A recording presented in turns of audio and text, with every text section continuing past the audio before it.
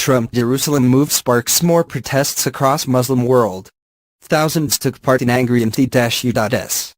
demonstrations around the Muslim world Friday over the Trump administration's decision to recognize Jerusalem as Israel's capital.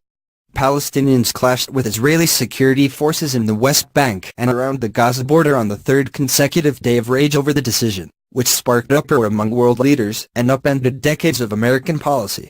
In Ramallah, protesters threw stones and set tires ablaze. 2 were wounded by live ammunition in Gaza and 12 were hit by rubber-coated steel pellets, according to Red Crescent paramedics and health officials. Dozens more suffered from tear gas inhalation, medics said. Demonstrations also took place across the Middle East and around the Muslim world, many of them outside U.S. diplomatic outposts. In the Jordanian capital of Amman, hundreds of protesters chanted, "Jerusalem is Arab," and "America is the head of the snake." In the Pakistani city of Peshawar, more than 200 Islamists marched through the old city chanting anti-American slogans. U.S. flags and effigies of Trump and Israeli Prime Minister Benjamin Netanyahu were burned during a separate protest outside the Peshawar Press Club. Several thousand protesters gathered in front of the U.S. Embassy in Kuala Lumpur, Malaysia, where another Trump effigy was set alight. In Indonesia, hundreds attended a rally outside the U.S. Embassy in Jakarta. Some waved Palestinian flags, while others shouted "Allahu Akbar" or "God is greatest." Trump's announcement also put in motion a move of the U.S. Embassy to Jerusalem from Tel Aviv, a process that aides have said could take years.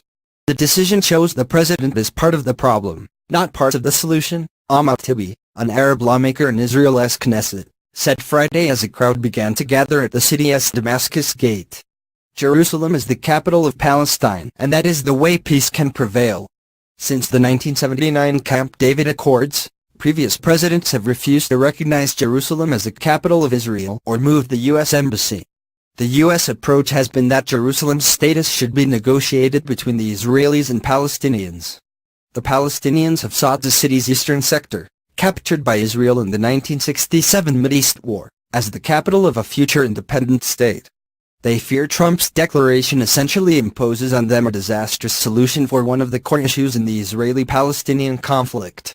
French Foreign Minister Jean-Yves Le Drian, who is due to meet Secretary of State Rex Tillerson for talks in Paris later Friday, said the U.S. had excluded itself from the Middle East peace process. Until now it could have had a mediation role in this conflict, but it has excluded itself a little. The reality is they are alone and isolated on this issue, he said. In Jerusalem, police were quick to disperse crowds including journalists who gathered to report on the protests and officers on horseback charged into demonstrators in the Old City. Mickey Rosenfeld, spokesman for the Israel Defense Forces, said border police, extra patrols